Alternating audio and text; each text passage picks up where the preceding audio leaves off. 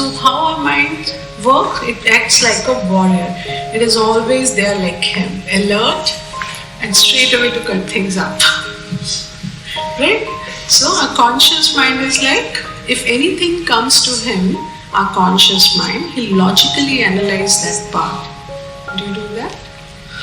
Right? Logically analyze things and then think whether to accept this thing or not. Right? Okay. So that's a function of our conscious mind, which only has the awareness from our birth up until now. Now I am the conscious interference. I am another layer, and then comes the subconscious part. So normally what happens, whatever comes to the conscious mind, it stores memories. It stores memories which has some kind of emotional and physical charge. Like Rose said that it should have, if we remember bad memories. Suppose if I'll ask you what you had last year on 25th of November during your lunch, will you remember that? But if I'll ask you when you had your favorite meal, first McDonald's meal or first burger, or when you went out abroad for the first time, what you had there, you'll remember that? So we only remember memories which is some kind of emotional and physical charge. Now for happy memories, it's okay. We store them, they're happy being there, stored there. But now when it comes to the sad part, like when you first started to ride bike, cycle, how was that moment, experience? Can you share your experience? First, when I started riding a bike without balancing wheels, it was a bit difficult. I fell down a couple of times. Then I started pushing with cycle with my legs and gradually started pedaling. Then my dad bought me a bigger bike, and when I started riding that, I fell down again. Then with lots of practice, I eventually got the hang of that too. Now you're comfortable? Yes. Okay. Now when you fell down for the first time, do you remember that memory? Yeah. Okay. So what happens when you fail? All of us, when something wrong happens to us, it gets stored there. And suppose when I started learning to ride bike, it was raining and I fell down. And top of it, when I came and told my mother, she slapped me. And you know what she said? What was the need to ride it during the rain time? And I was like very bindas at that time. I was like, no, I like rain. So next time, when I think when I started riding scooter, or even now when I drive car. So when it rains, I get that feeling. Why? We all get that feeling, right? When something wrong happened to us for the first time. And then later on something similar to us, like the board exam. 12th grade people must be knowing this. During February and March, do you get that board feeling-ish in your heart? Right? How do you feel? Very unhappy? Anxious, right? Even though board exams are not there?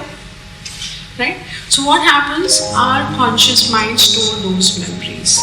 So even when we grow up, even now, sometimes I get the dreams during February and March that I'm giving my board exams. So what has happened here? Our emotional and physical charges are there. Like suppose at that moment it is stored there, and it is there because my conscious mind does not want me to go through the trauma again. It does not want me. Suppose somebody bullied you when you were young. And I'll share you one very reflexive experience. One of this lady came and she sent her husband for the therapy first. She said, you go and get session done from her. I'll come later on. And her husband did session with me and then later on said, oh, she's okay, you can come and meet her. Then the moment next day she came and the moment she was on the gate and she said, oh, you don't look like my science teacher at all. Whenever I used to look at your picture on the website, you resemble my science teacher. So how her mind stored that memory of the teacher? With the appearance, right? So whenever she used to see me, she used to get scared of me even though I'm nowhere near the science teacher, right? So what a mind do? Our mind tries to protect us, right? So now our conscious mind is there. It has awareness about all this current life, right? And then comes an awareness which is always there. Like if I ask you, you must be having brother and sister, your siblings. Do you think you all are similar? You react differently because of your subconscious. It is a resourceful state which we call our universe, from where we get all the awareness which we need. So if we want to change anything, if we change it at our conscious mind, do you think the warrior will understand that part? What will warrior say? No, I'm not going to listen to you. Right? So where we have to approach? We have to approach the subconscious. That's what we do. When we do self-hypnosis, when you do meditate, when you give yourself affirmation, what do? You bypass the conscious mind because you're in a relaxed state. Even conscious is relaxed. And what we do? We give positive thoughts or excess information from the subconscious. So today what we'll learn? We'll learn how to access or how to put those positive thoughts in our subconscious part of mind, because only there we can do any change which will later come to the conscious mind. When the both of them will have a bridge between them, that's only when we can change ourselves, that we can do with our constant efforts. Understood? Was it easy or tough? Okay. So what is the function of our conscious mind? Logically analyze everything. Like suppose if I tell him, I saw an alien, a UFO, 2 months before. Will you accept it? Okay. If I tell you, I don't like my maths class when I was young, will you accept it? Right? So, whatever that he has experienced in this life, he'll accept it. But if I tell him about aliens or ghosts or anything like that, so what he'll say, because he has not experienced it, he will not be able to understand that part. Same way comes to the relationship as well. Whenever we are there, we are looking from our point of view, our life, our experiences. We are never there in the shoes of the other person. Are we there in other people's shoes? So whenever you're saying you are alone and my mother and my father and my teachers, they don't understand me. So you're talking from their point of view or your own point of view? Your own point of view, right? Remember, we always see things from our perspective. Second problem with all of us is that we are not good listeners.